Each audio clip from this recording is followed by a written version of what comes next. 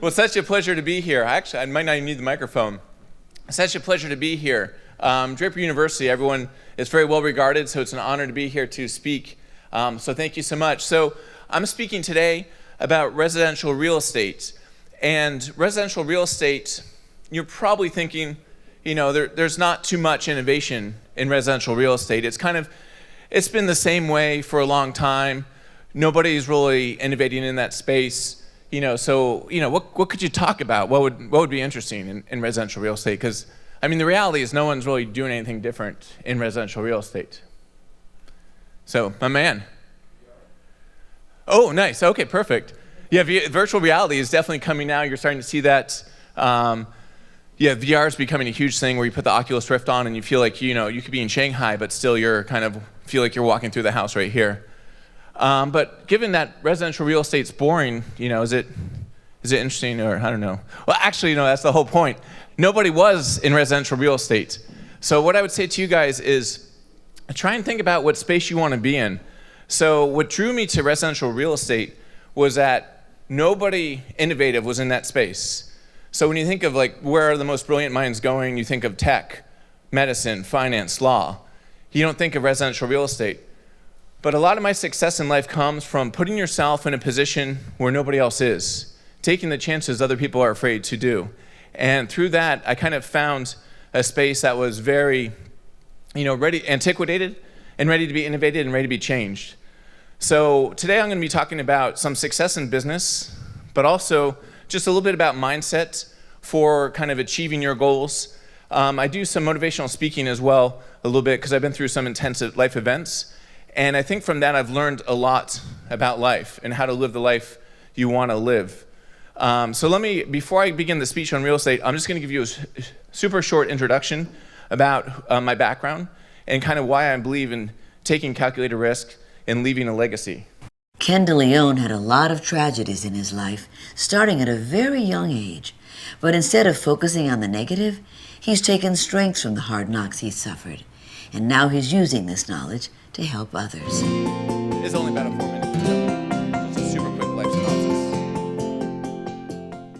I want to love what I do. I want to wake up happy because I never know when I'm going to die, and I want to make sure that every moment's the best. I'm Ken DeLeon. I'm 40 years old, and I'm a real estate agent, and I live in Palo Alto, California with my beautiful family, including 4 very energetic children. I grew up in Boca Raton, Florida, and I had a sister who I've loved throughout, Jane. And Jane was always the very focused one. But then, as time went on, Jane kind of started not doing so well. Teenage years are hard. But it was sad to see Jane's kind of decline. And then eventually, Jane reached a point of depression.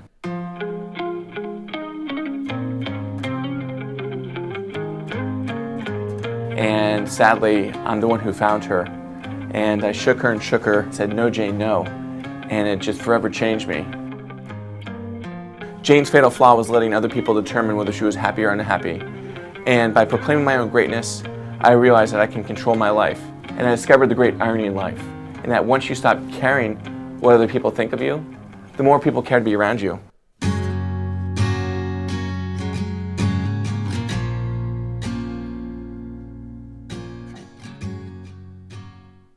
I was taking a walk with my father before starting at the law firm.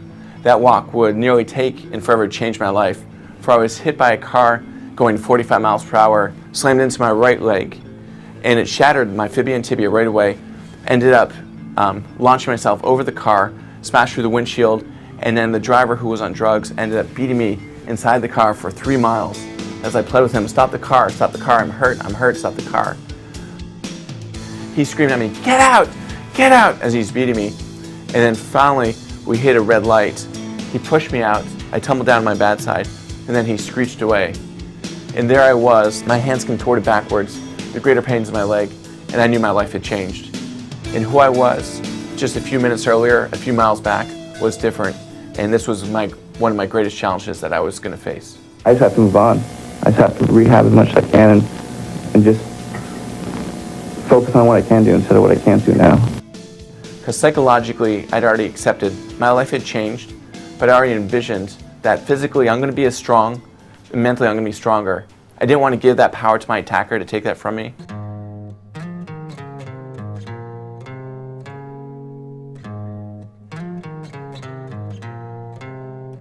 I call myself the real estate rock star. I actually had an ad showing myself as a rock star, and it's had amazing success. And I think the key is give yourself permission to be truly who you are, and you're going to attract the right people.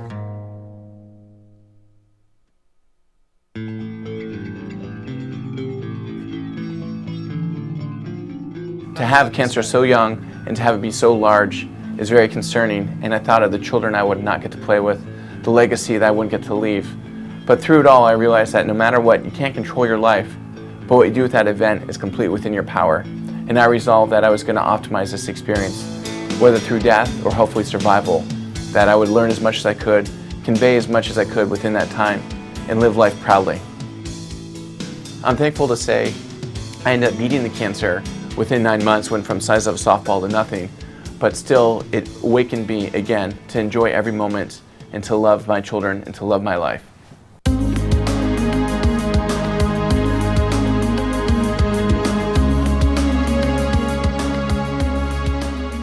What is the next step?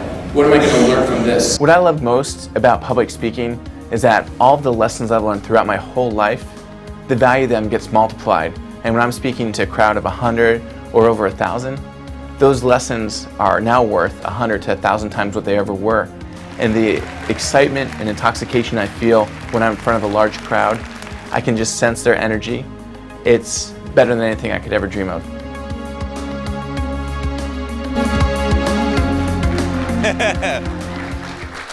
Thank you guys. I just want to show you that kind of shows some of the mindset I had getting into this. When I do my motivational speeches, and today's more about business, but you'll actually like the title. When I do my motivational speeches, I try to answer that eternal question, why? Why do bad things happen to sexy people? Because you guys are a sexy crowd. You understand some bad things happen to us. But what I found, what does not kill you makes you sexier. And then what I go through is I go through the 3 life tragedies I've had, and then kind of the many life lessons I've learned from them. And what I can tell you is this: my life is so much better through having gone through what I've been through than if I didn't. Because what I found is life is a blank slate. It's neither inherent. Life events, they're neither inherently good nor evil. A car hitting you, being diagnosed with cancer, you can't control the event. But what you do with that event is totally within your mind. And I actually kind of reframed it. And some of the things I talk about is you control your life, and the key is even when I'm at the abyss, when I'm at that low point in my life, I always think, what can I learn from this? How can I launch higher? And I use tragedy as a springboard towards greater insight and wisdom. And I answered the question in the end, why do bad things happen to sexy people? We actually have it reversed. It's the bad things in life that make you sexy.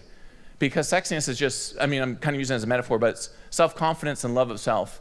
And you want to seek those hardships in life. But what I realized from coming so close to death is that how do you live a life so great that you don't fear death? Because I think I could die at any moment. And the key is when you die tomorrow, theoretically, you're happy with the life you lived. And the way you do that is living every moment intensely and leaving a legacy. And there's many ways to leave a legacy. You could do it through friends, through children, but also I think through business. And that was kind of the mindset I had.